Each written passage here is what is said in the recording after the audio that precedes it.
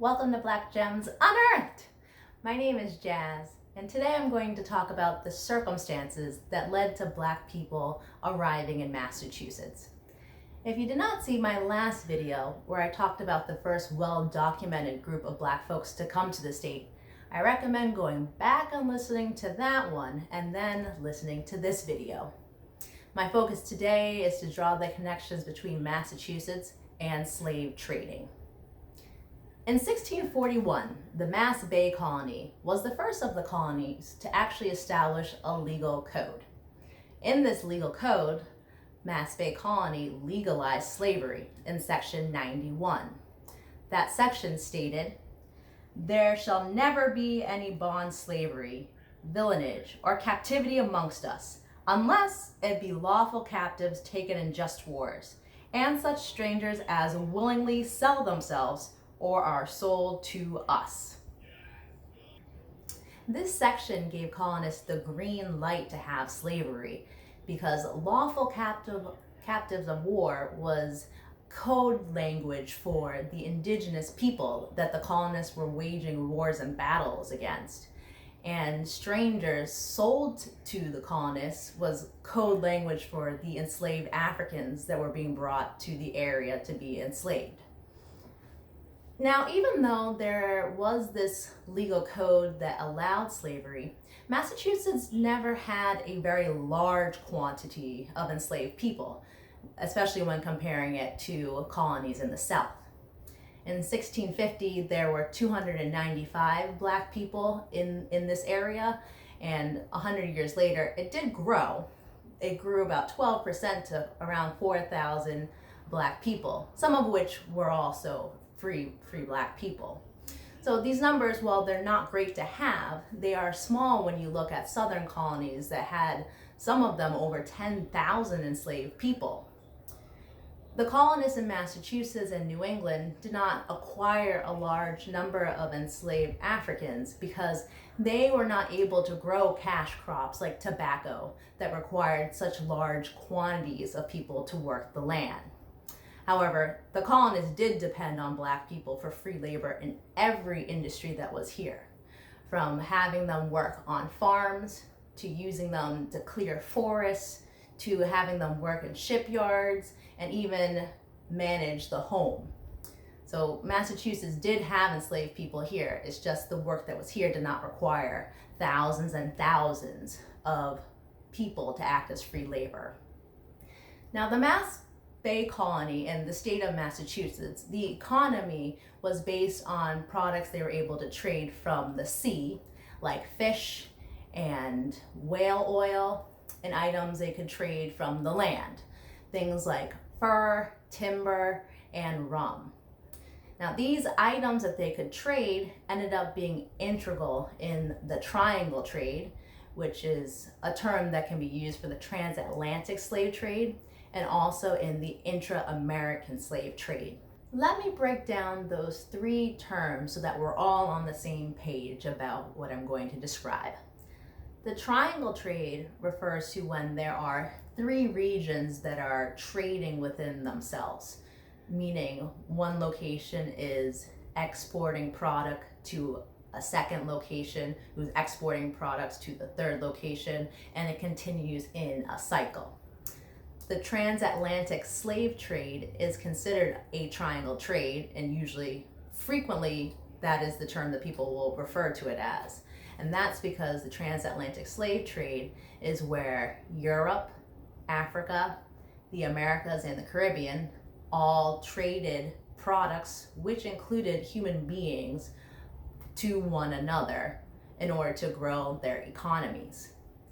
The Intra-American slave trade refers just to trade that happened within the Americas and the Caribbean, meaning North America, South America, Central, and the Caribbean islands. So taking out the Atlantic from the term.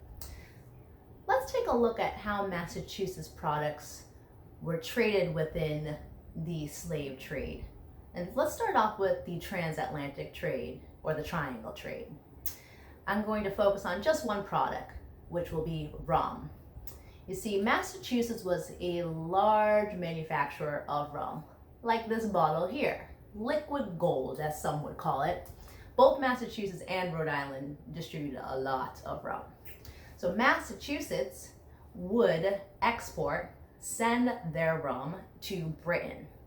Britain would take the rum along with other products they manufactured, like textiles and weapons, and they would then export these items down to West Africa.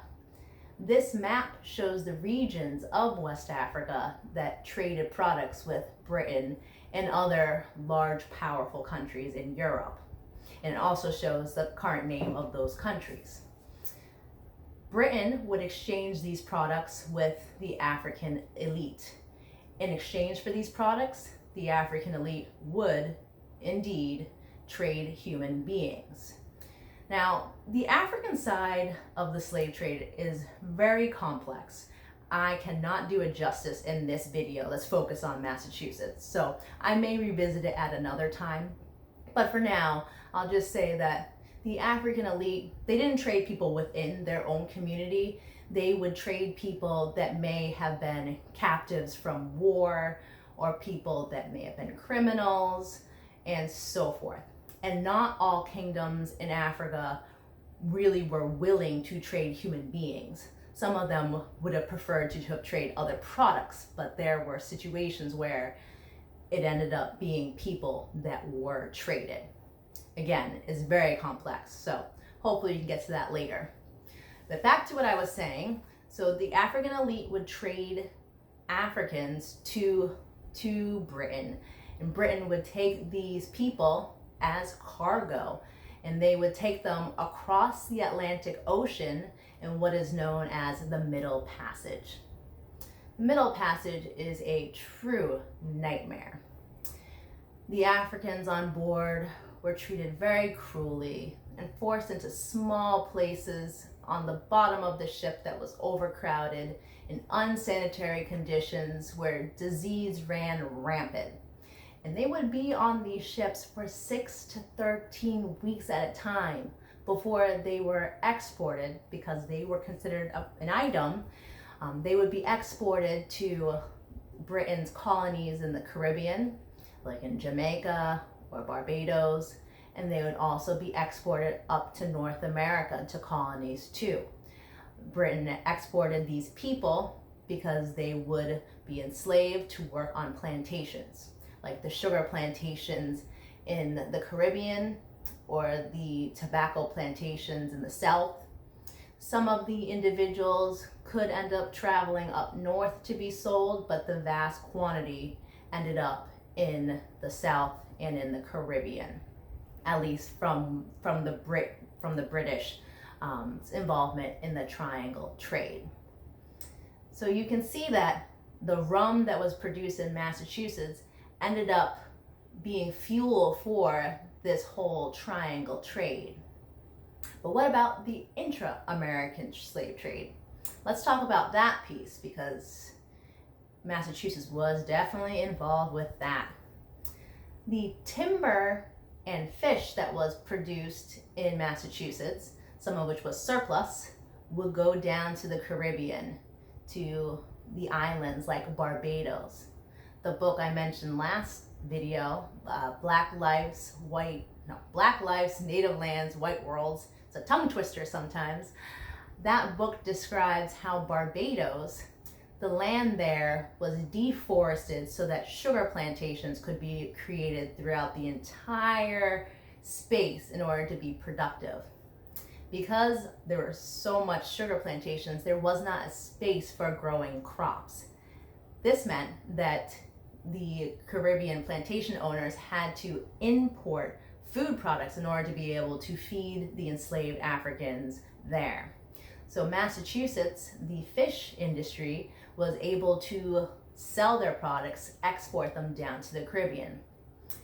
The timber that was up in Massachusetts also was shipped down to the Caribbean in order to build the plantation homes, the slave homes, and also the areas where boiling of sugar took place. Because again, the area was deforested. They didn't have trees available to be able to make these things. The timber was also used within the transatlantic slave trade with the ships. The timber was used to construct some of the ships that were used to transport enslaved Africans. And that's not all. Massachusetts whaling industry has a connection to the Caribbean islands and the people that work there. The whale industry used the whales, as I mentioned with whale oil earlier, but they also used the whales for creating candles.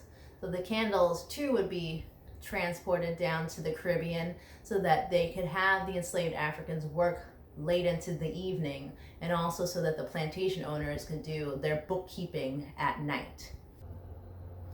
In exchange for these products, the Caribbean plantations would export sugar and molasses to Massachusetts.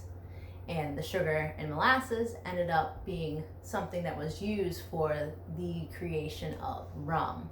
So again, you can see how the connections of the trade allowed Massachusetts to develop its economy. Also traded with the sugar and rum, on occasion there would also be enslaved Africans that would be exported in small numbers, but those numbers did cause Massachusetts to gain more and more black people. Massachusetts was deeply involved in the transatlantic slave trade and the intra-American slave trade. And the black people that were in Massachusetts were used as tools of the slave trade to create products, and sadly also victims of it. So thanks for listening to me, Jazz, at Black Gems Unearthed. If you'd like to read about any of the information that I shared today, you can check down in the description, and I will have some details on the sources I used. I look forward to seeing you next time. Thanks.